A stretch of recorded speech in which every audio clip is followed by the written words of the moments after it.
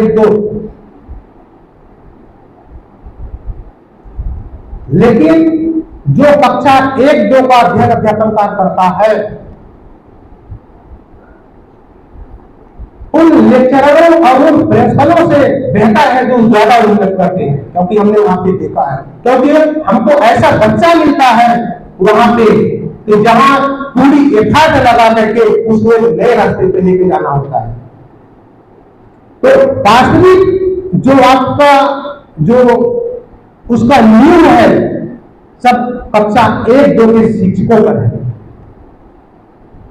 और वो आप में है, वो आप सब कोई अच्छे से कर सकते हो, इसमें नो डाउट कि आप नहीं कर सकते हो। बस एक दृढ़ इच्छा होना चाहिए कि हमको ये करना है। कोई भी समस्या है उस समस्या को आप किनारे कर दीजिए, आप सब कुछ कर सकते हो। ऐसे हमारे भी कुछ शिक्षकों ने बात की है अभी जो अपना अनुभव शेयर कर रहे थे। कौन क्या कहता है, कौन क्या नहीं करता, अरे हमको जो दायित्व मिला है उस दायित्व को आप पूरा करिए। बाद में आपको वही सामने वाला जो आपको रोक रहा था वही आपको पहले कहेगा कि हाँ आपने अच्छा काम किया है। और हम तो उस चाणक्य के वंशज हैं कि जो, और हम शिक्षक हैं, समाज की धुरी है, राष्ट्र निर्माता है। ऐसे पद हमको नहीं मिल गया है। समाज में सबसे सम्मान का अगर पद है तो शिक्षक का पद है। तो शिक्षक समाज का वह धुरी होता है जो 1000 चंद्रगुप्त पैदा कर सकता है, लेकिन 1000 चंद्रगुप्त मिलकर के एक कौटिल्य का निर्माण नहीं कर सकते हैं। आप उसमें उतनी बड़ी क्षमता है, आप सब कुछ कर सकते हैं, बस एक दृढ़ इच्छा होना चाहिए। आप जब वहां से जाएंगे, हमने 3 दिनों तक हम लोगों ने आपको ट्रेनिंग दिए, जितना बन सका हम लोगों ने सिखाने का प्रयास किया। आप लोगों ने बहुत अच्छे ढंग से इसको सीखा। लगा कि वास्तव में यहाँ पे जो शिक्षक इस बैच में इस चरण में आए हैं बहुत एक्टिव हैं, और जैसा कि आप लोगों ने कहा भी कि हमने यहाँ पे प्रतिज्ञा ले रखा है कि अब घर जब स्कूल जाएंगे तो पूरी तन्मयता के साथ बच्चों के साथ जुड़ जाएंगे और उनको पढ़ाना नहीं है, सिखाने के साथ साथ उसको आगे बढ़ाएंगे, और जो मिशन अंकुर का लक्ष्य है, निपुण भारत का लक्ष्य है, उसको अवश्य पूरा करेंगे। शायद इसी परिप्रेक्ष्य में मैं एक कहानी आपको शेयर करना चाहता हूं। आप लोग ध्यान से सुनिएगा इस कहानी को। इसका निचोड़ क्या है, इसका आउटपुट क्या है, मैं नहीं जानता। आप इसका आउटपुट निचोड़ क्या होगा, आप इसका लास्ट में चिंतन करेंगे, चिंता करेंगे और चिंतन करेंगे तो क्या ये हमारे ऊपर तो फिट नहीं हो सकती। अगर इस कहानी को सुनने के बाद आपको लगे कि वास्तव में इस कहानी हमारे दिल को छू गई है, तो आप तालियों से सम्मान करिएगा। अगर ऐसा नहीं तो कोई बात नहीं। तो साथियों, एक वंदना नाम की मैडम थी, प्राथमिक शिक्षिका थी। उनका ट्रांसफर होता है, और जब ट्रांसफर होता है तो दूसरे स्कूल में जाती है। जब दूसरे स्कूल में गई, दूसरे दिन ज्वाइन करती है, और ज्वाइन करने के बाद उनकी इच्छा होती है कि हम कक्षा को घूम आए, बच्चों से मिल आए। तो एक शिक्षिका साथी से कहती है वहां की जो है कि हमको कक्षा घुमा दीजिए, बच्चों से मिलवा दीजिए। तो कहती है बस क्यों ना चला जाए मिलवाती गई। जैसे ही कक्षा के अंदर प्रवेश करती हैं, कौन? वंदना मैडम। तो सभी बच्चे खड़े होकर के उनका सम्मान करते हैं, और जब वो खड़े होकर के सम्मान करते हैं तो वंदना मैडम बोलती हैं कि बेटा आप लोग बहुत अच्छे हो, आप बहुत संस्कारित हो, आप तो मेरे बेटे जैसे हो। इस तरह का शब्द उन्होंने उन बच्चों के सामने यूज किया। तो बच्चों में आपस में बात करने लगे कि अरे आज तक तो कोई मैडम और कोई सर इस तरह का शब्द उपयोग नहीं किया कि आप बहुत अच्छे हो, आप बहुत संस्कारित हो, आप हमारे बेटे जैसे हो। ये मैडम तो बहुत अच्छी है। और फिर मैडम चली जाती है। दूसरे दिन आती है, फिर बच्चों को सिखाने लगती है, बच्चे सीखते हैं और बच्चों में और मैडम में काफी जुड़ाव हो जाता है, काफी तालमेल हो जाता है और वो बच्चे बहुत उत्साहपूर्वक सीखते हैं। कुछ दिन हो गया, उसी कक्षा में एक राजू नाम का लड़का था और जब वो स्कूल आता तो सबसे लास्ट जैसे वो सर बैठे हैं वहां पे सब बच्चों के पीछे बैठा करता था बेंच में। और जो मैडम पढ़ाती थी तो उसका पढ़ने में मन नहीं लगता था। धीरे धीरे मैडम देखती गई और एक दिन उनके मन में उस बच्चे के प्रति नफरत पैदा होती है। किसके प्रति? राजू के प्रति नफरत पैदा होती है और वो मैडम राजू से नफरत करने लगती है। कुछ दिन चलता गया। एक दिन उनके मन में विचार आया कि आज हम बच्चों के, क्योंकि राजू कक्षा 3 में था, वो कक्षा 3 के मैडम थी, राजू कक्षा 3 में वर्तमान में अध्ययन कर था।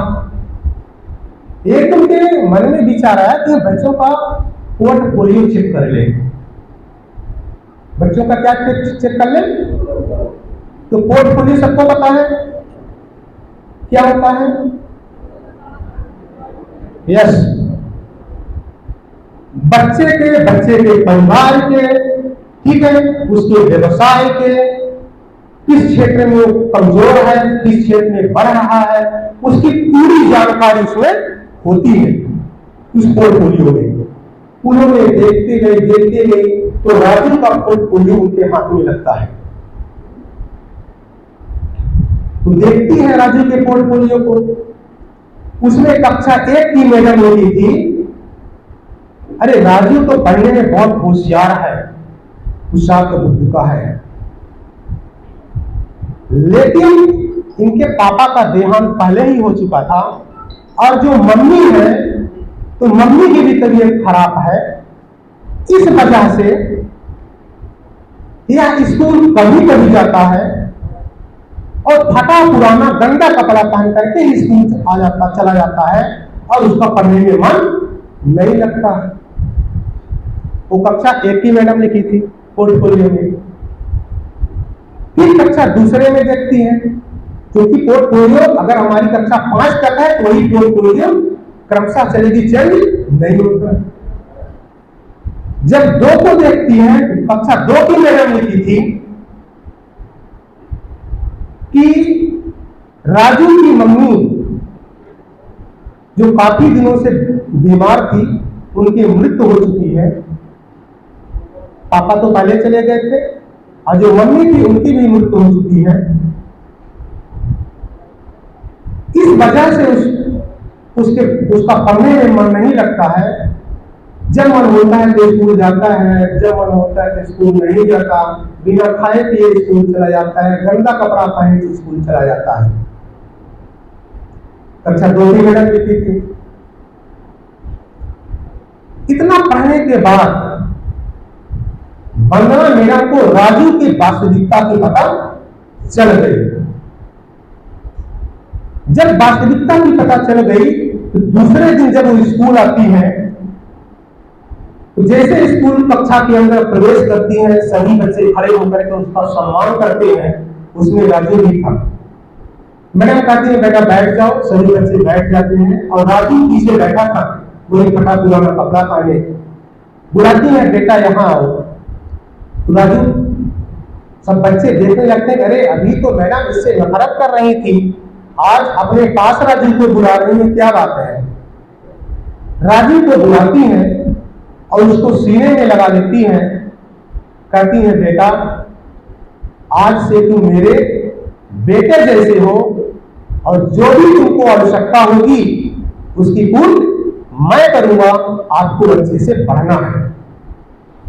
राजू को लगा कि अरे अभी तक इस तरह कोई नहीं बोला और मैं बता रही कि आपकी पूरी आवश्यकताओं को हम पूरा करेंगे।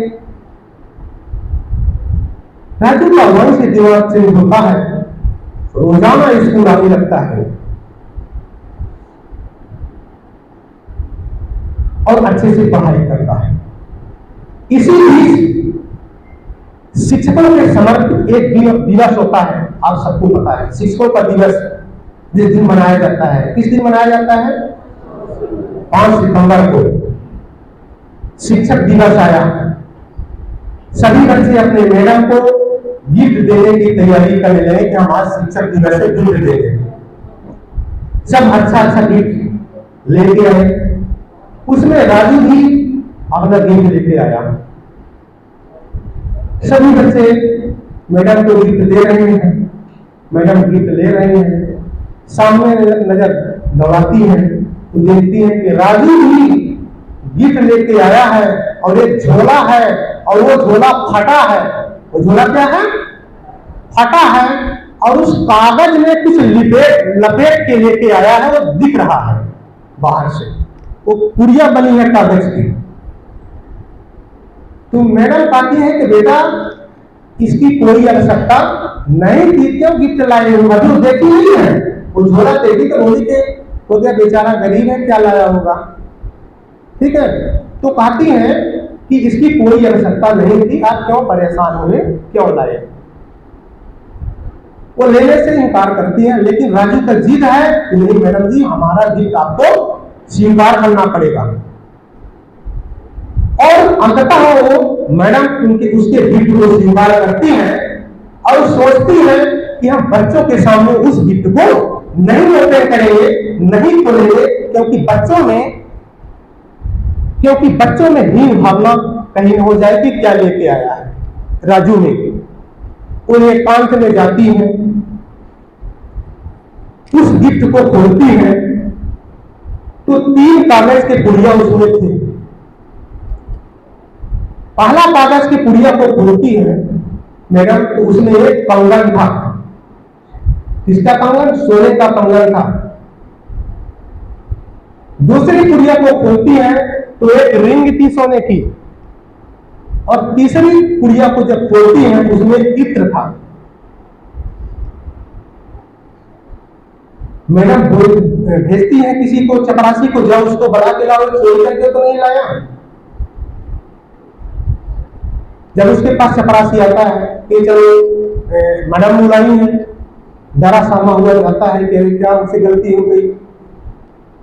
तो मैडम बुलाती है, देखती है कि बेटा ये क्या काहे के लेके आए हो। तो उन्होंने कहा कि ये जो चूड़ी है, कंगन, ये मेरी माँ पहनती थी, ये अंगूठी है मेरी माँ पहनती थी, ये जो इत्र है, इत्र की शीशी ये मेरी माँ लगाती थी, और आप मेरी माँ के शरीके हो, इसलिए मैं आपको देने आया हूं। अब उनके आंखों से आंसू बहने लगता है और उस गिफ्ट को स्वीकार करती है। इस तरह से वो कक्षा 5 तक की विद्यालय थी, 5 पास हो गया। इसके बाद जब अगले स्कूल में जाता है, जब अगले स्कूल में गया, 10वां में मतलब 10वीं में पहुंचा, 10वीं का परीक्षा हुआ। जब 10वीं का परीक्षा पास होता है तो जब रिजल्ट निकलता है तो टॉप 10 में उसका पहला नंबर था राजू का। तो उसने सोचा कि टॉप 10 में पहला नंबर मेरा आया है और इसका पूरा का पूरा से इसका है, वंदना मैडम का है, इसलिए मैं जैसे ही, क्योंकि 4 बजे रिजल्ट निकला, तो मैं सुबह ही जाकर के वंदना मैडम को एक बात बताऊंगा कि जो मैं आज 10वीं का रिजल्ट निकला है उसमें मैं टॉप 10 में पहला नंबर आया है, जिसका पूरा का पूरा श्रेय आपको है। वो सुबह होता है, जाता है, देखता है तो वंदना मैडम के दरवाजा बंद है, अंदर से दरवाजा बंद है। कुछ टाइम तक उन्होंने वहां पे वेट किया, दरवाजा नहीं खुला। एक कागज लेता है और उसमें लिखता है कि मैडम जी, मैं 10वीं की परीक्षा टॉप 10 में पहले नंबर में पास हुआ हूं, जिसका पूरा का पूरा श्रेय आपको है, आपका राजू। और लिख करके वो दरवाजे के नीचे से डाल देता है और चला जाता है। वंदना मैडम की नींद खुलती है, वो जाती है, देखती है कि कुछ कागज नीचे पड़ा है, उसको उठाती है और पढ़ती है। पढ़ने के बाद उसको रख देती है।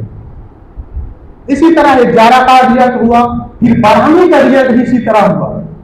जब 12वीं का रिजल्ट हुआ तो टॉप 10 में पहला नंबर उसी का था। उसने कहा आज भी मैं जाकर के वंदना मैडम को बताऊंगा कि मैं 12वीं का परीक्षा भी आपके कृपा से पहला नंबर में आया है। फिर हो जाती है, जब गई वहां पे, वो बच्चा गया राजू, दरवाजा फिर बंद है, फिर वही किया, उसने लिखा, लिखने के बाद नीचे डाल दिया और चला आया। मैडम का दरवाजा खुलता है, देखती है और लेटर को पढ़ती है, फिर रख लेती है। इसी तरह स्नातक का हुआ। अब स्नातकोत्तर में पहुंचता है। जब स्नातकोत्तर में पहुंचा और स्नातकोत्तर का परीक्षा जब हुआ तो पूरे यूनिवर्सिटी में उसने टॉप किया था, पूरे यूनिवर्सिटी में टॉप किया। उसने कहा कि अब तो मेरी पढ़ाई पूरी हो गई है, अब अंततः मैं वंदना मैडम से मिल के ही आऊंगा। उसने जाता है कि अब पूरा सोचा कि हम जाके पूरा बताएंगे, तो जाता है, उनका दरवाजा बंद है। फिर वही करता है कि चिट्ठी लिखता है कि मैंने स्नातकोत्तर की परीक्षा में यूनिवर्सिटी में टॉप किया हूं, जिसका पूरा का पूरा श्रेय है। अब मैं अपने सपनों को उड़ान देने के लिए विदेश जा रहा हूं, आपका राजू। ऐसे लिख करके लेकर डाल देता है। मैडम का तरफ आती है, दरवाजा खोलती है, नीचे लेटर पड़ा है, देखती है और उनको लगा, क्योंकि काफी टाइम हो चुका था, कि राजू आज तक हमको नहीं भूल पाया। कितने दिन हो गए और उस लेटर को संभाल के रखती है। वो विदेश जाता है, राजू चला गया, लंदन चला गया। जब वहां चला गया, बढ़िया उसका बिजनेस चलने लगा। बिजनेस चलने लगा, कुछ टाइम बाद वहां फिर अपने जीवन संगिनी का चुनाव कर लिया। जीवन संगिनी का चुनाव जब किया, शादी की टाइम वाली डेट फिक्स हुआ और वहां से वो लेटर डाल लिखता है कि मेरी फला तारीख को शादी है और आपको शादी में आना अनिवार्य है, क्योंकि मेरे सब कुछ आप ही हो, चाहे मां मानो, चाहे बाप मानो, चाहे पेरेंट मानो, जो भी हो आप ही हो। अगर आप मेरी शादी में नहीं आएंगी तो मैं शादी नहीं करूंगा। लेटर पहुंचा मैडम के पास। मैडम काफी बुढ़ी हो चुकी थी, उनका स्वास्थ्य अलाउ नहीं कर रहा था विदेश जाने का। फिर भी उन्होंने कहा, सोचा है कि अगर हम नहीं जाएंगे तो राजू शादी नहीं करेगा। तो किसी तरह से उन्होंने सोचा कि हमको जाना ही है। शादी डेट आ गई। वहां जहां राजू था, मेहमान नवाजी चल रही है, मेहमान लोग आ रहे हैं, जा रहे हैं, स्वागत हो रहा है, लेकिन राजू एक कुर्सी पे बैठा हुआ, एकांत में बैठा है, दिल लटकाए हुए, वो इंतजार कर रहा है कि मेरी मां कब आएंगे। लोग पूछ रहे हैं राजू से, क्या बात हो गया? बोला कुछ नहीं, आप लोग भोजन लीजिए और जाइए। लेकिन कुछ टाइम बाद उसके नाक में इत्र की सुगंध आती है। किसके नाक में? राजू के। उन्होंने सोचा कि अरे इस तरह के इत्र तो मेरी मां लगाती थी, और सामने नजर दौड़ाता है तो वंदना मैडम वहां से आ रही है। वो दौड़ता हुआ जाता है और वंदना मैडम से लिपट जाता है। दोनों में आंसुओं का धार बहने लगता है।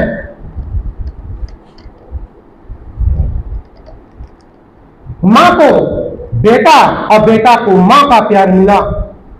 मैं इस कहानी को यहीं पे समाप्त करता हूं। बस आपसे यह जानना चाहता हूं, यहां नहीं पूछूंगा, आप अपने मन में रखिएगा कि इस कहानी से क्या प्रेरणा मिली। अगर चिंतन करिएगा और इसको अच्छे से कि हम भी अगर होते, हमारे भी स्कूल में अगर ऐसे बच्चे होते तो क्या हम लोग ये सब कर सकते हैं। धन्यवाद। जय हिंद, जय भारत।